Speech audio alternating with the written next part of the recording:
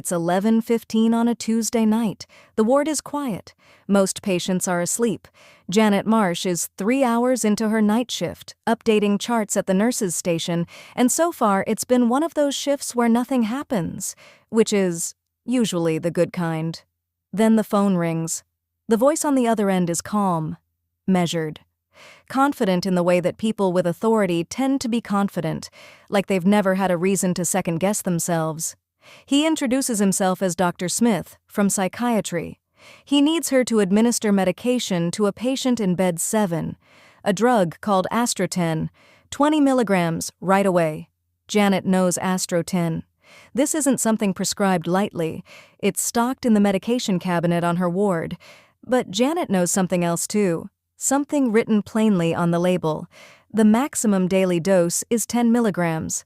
The doctor on the phone is asking her to give double that. She's never spoken to Dr. Smith before. She's never met him. And hospital policy, the policy she was trained on, is unambiguous. Nurses do not take telephone orders from unknown doctors. They do not exceed stated maximum doses without a written authorization in hand. Janet has worked as a nurse for 11 years. She knows all of this. Yet, she gives the medication anyway. Janet Marsh isn't a real person. But her story is. She's a composite of 21 women who made exactly that decision on exactly that kind of night as part of one of the most devastating studies in the history of psychology. In 1966, a researcher named Charles Hofling wanted to answer a question that had been nagging at him. How much would real nurses, in real hospitals, actually defer to a doctor's authority, even when that authority was asking for something clearly, plainly wrong? To find out, his team placed calls to nurses across a number of wards, always at night, always from a confident male voice presenting himself as a doctor, always with the same request: administer double the clearly stated maximum dose of a medication you've never heard of, on the verbal instruction of someone you've never met, with no written order, no colleague present, no one watching. 22 nurses received that call. 21 of them went to get the medication. In every case, a researcher stepped in before it was actually administered. But the intent was there. The action had begun. Before you decide these were reckless nurses, the kind you'd never want looking after you or your family, there's something important Hofling also did. He asked a separate group of nurses what they would do in that situation, described the scenario, laid out the details. Almost all of them said they'd refuse. They knew the protocol. They'd been trained on it. They answered, confidently, that of course they would not administer an unauthorized dose on a stranger's phone instruction. Same training, same knowledge, different context. But in the actual moment, phone in hand, professional male voice on the other end, patient in bed 7, 21 out of 22 of them moved toward that cabinet. That gap, between who we think we are and what we actually do, is the crux of the whole story. When Hofling's team debriefed the nurses afterward, once the deception was explained and they understood it had been a study, the responses were strikingly similar across all of them. Most said they hadn't fully registered the conflict in the moment. One described a kind of tunnel vision. The doctor asked, "The patient needed medication, you give the medication." Another said she had noticed the dosage problem. She'd read the label and clocked the discrepancy, but told herself the doctor must know something she didn't. Maybe there was a clinical reason. Maybe there was information she wasn't privy to. Who was she said, to second-guess a doctor?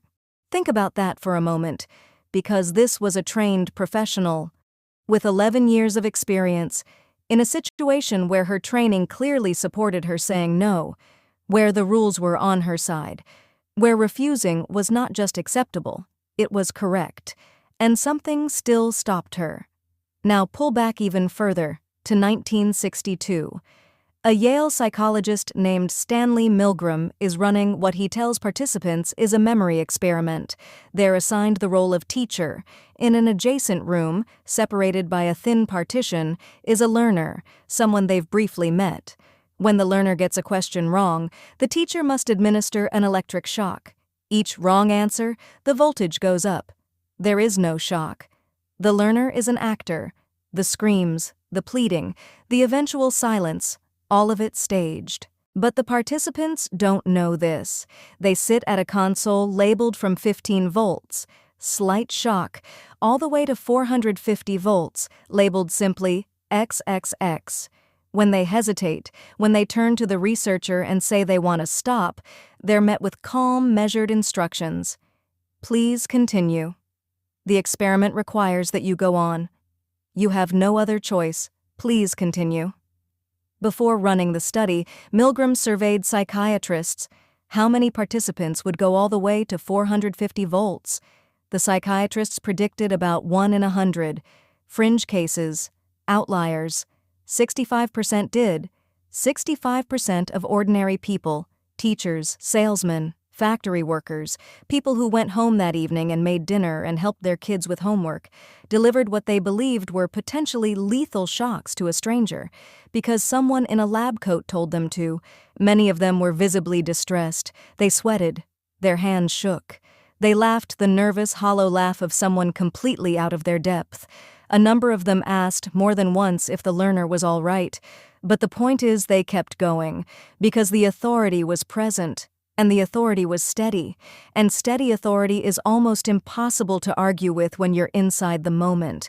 If stories like this, the ones about what people actually do versus what they think they'd do, are what you come here for, subscribing takes about 2 seconds and it makes a real difference. Right. Back to the lab. Milgram did something interesting with variations of his experiment.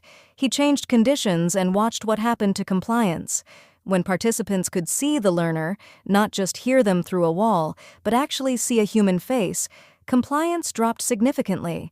When a second researcher in the room contradicted the first, compliance nearly collapsed. And perhaps most telling, when another participant, actually an actor, refused to continue, suddenly a far higher number of real participants found they could refuse too. The authority doesn't need to be aggressive. It doesn't need to threaten you. It just needs to go unquestioned. The moment someone questions it out loud, the spell begins to break.